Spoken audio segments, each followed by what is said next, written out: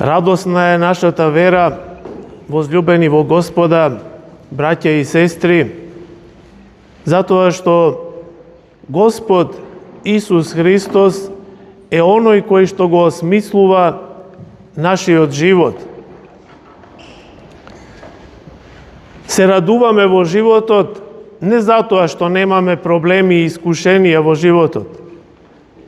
Секому се случуваат искушенија, многумина од нас имаат изгубено и материјални богатства, а сите од нас имаме почувствувано кога духовно паѓаме и кога се губиме во своите слабости и страсти, некогаш наведувани од околината во која што живееме, некогаш наведувани од самите наши страсти. Меѓутоа, радоста наша не престанува дури и кога се наоѓаме во искушенијата и во проблемите, затоа што знаеме дека Господ е наш Отец. Господ е оној кој не подига од пепелта. Тој ни од што не створил, од непостоење не вовел во постоење. И како да не се радуваме кога за Отец го имаме Бога, таков Господ кој љуби безгранично, Господ кој од љубов сите нас не создаде и сите не води кон спасение. Збор на луѓе паднати, до таја мера паднати, да веќе го изгубиле и човечкото достоинство, откако биле обседнати од нечестивиот.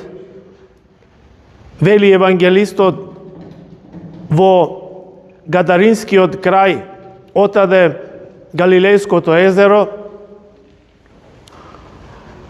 спротивно на Капернаум, значи,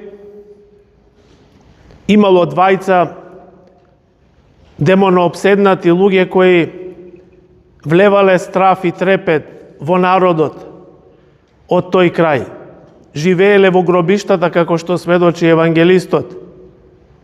И до таја мера, како што реков, го изгубиле својот човечки идентитет, да демоните преку нив зборувале кога го видоа Христос: што имаш со нас, Исусе, Сине на Севишниот, зар си дошол пред време да не мачиш, му велат демоните. Како играчки се луѓето во рацете на демоните. Го изгубиле потполно своето човечко достоинство. Слично се случува со сите нас, не мора секој да е демонообседнат за да сгреши и грешејќи така да падне духовно, да се изгуби во овој свет. Но Господ е овде секогаш и не е далеку никогаш од нас. Доволно е да се свртиме кон Господа и да ја побараме помошта Негова, и тој веднаш ни приоѓа, затоа што не сака насила да ни помага, туку ја бара нашата согласност, нашата волја. Овде гледаме дека не биле способни луѓето кои биле демонообседнати дури и да ја побарат Божјата помош.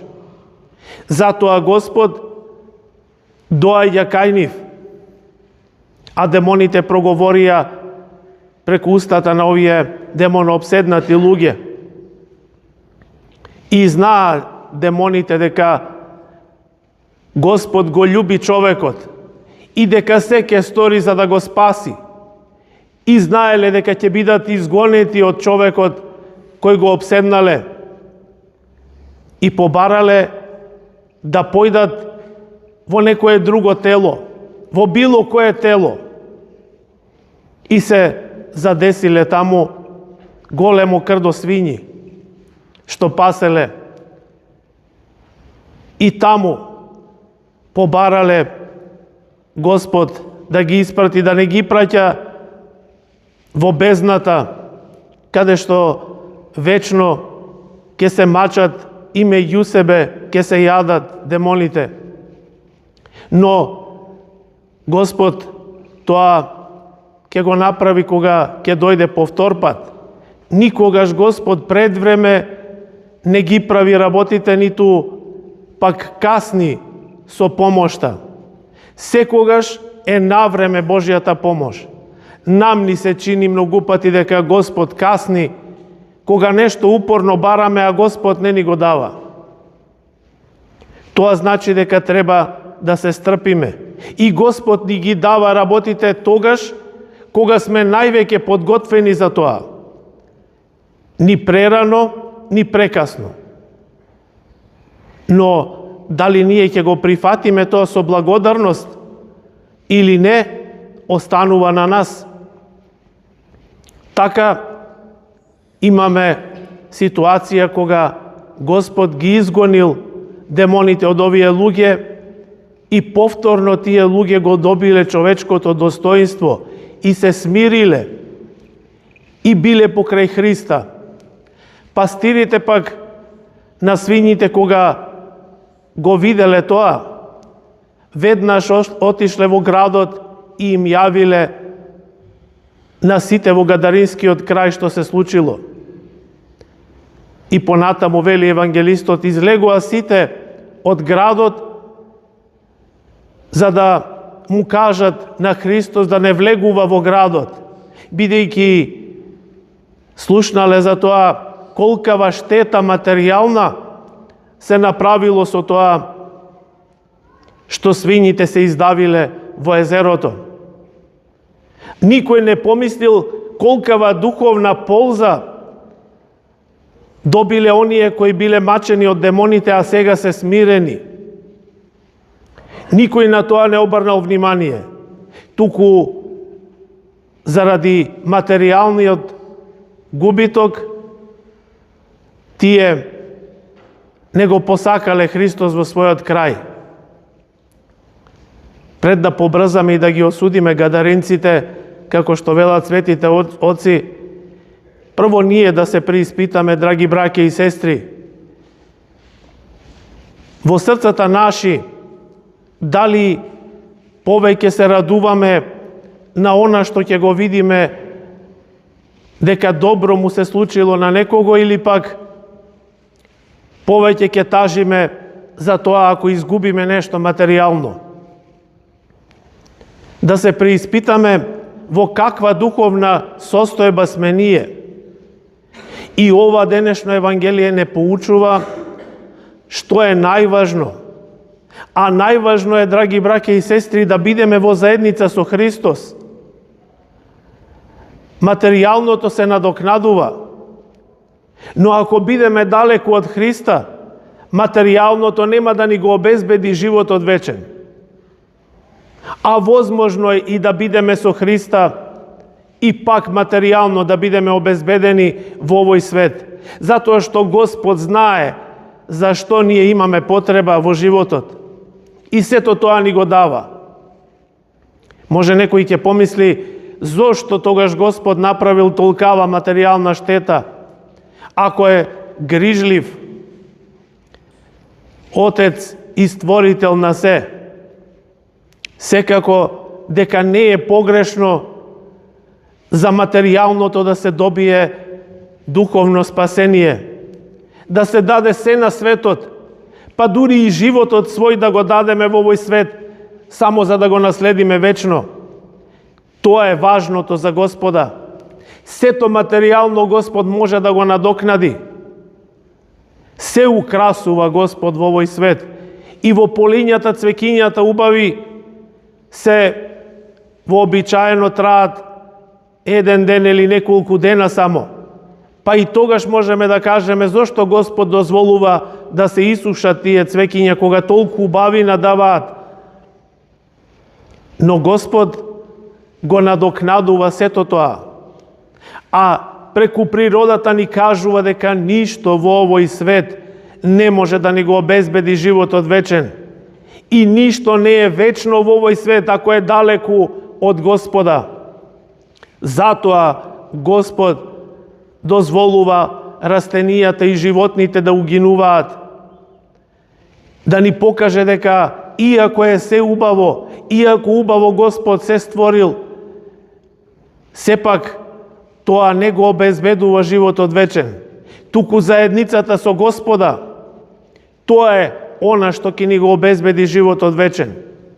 А таа заедница многу пати имаме повторено, но пак ќе кажеме, овде на литургијата се случува. Овде го земаме телото и крвта Христови и стануваме едно со нашиот Господ. Тоа е најважното што треба еден христијанин да го стави како приоритет во својот живот. А другото, Господ ќе го надокнади. Како што и гледаме, ништо не е изгубено во овој свет за човекот. Ништо не е ненадокнадиво. Само ако се оддалечиме од Господа, тогаш, за жал, нема да можеме да го препознаеме кога ќе не повика да се представиме пред Него. А тоа е најлошото што може да му се случи на човека, да не го препознае Спасителот свој во вечноста. Овој живот колку и да трае, сепак има свој крај. Но вечноста нема крај. И тука, ако не го препознаеме Господа, тука ќе биде нашата најголема несреќа. А за да го препознаеме во Царството Небесно, од тука треба да почнеме да го препознаваме. Да се потрудиме во животот наш, како што благословила Црквата, да постиме кога се пости, кога благословила Црквата да постиме, да се исповедаме и да се причестуваме со едниот свет кој нас не осветува. Заради тоа и ние сме свети, затоа што го примаме едниот свет, Господ Исус Христос, како што пееме на литургијата при крајот. И така на тој начин ќе го препознаваме Господа и на тој начин ќе можеме и овде да се радуваме, иако имаме искушенија и проблеми во животот. Само на тој начин можеме радост да почувствуваме во искушенијата, ако знаеме дека Господ е оној што не љуби и ние го љубиме и секоја недела и секој празник заедничареме со Него. Нека благодатта Господова ве крепи сите возлюбени браќа и сестри, нека се излее изобилно благодатта и нека ве крепи во животот трудот кој што ќе го вложите и сите ние што ќе го вложиме нека биде како темјан благоугоден пред Бога и нека сите нас не има како чеда своји и овде и од Царството Небесно кое го чекаме да дојде сега и секогаш и во вековите на вековите.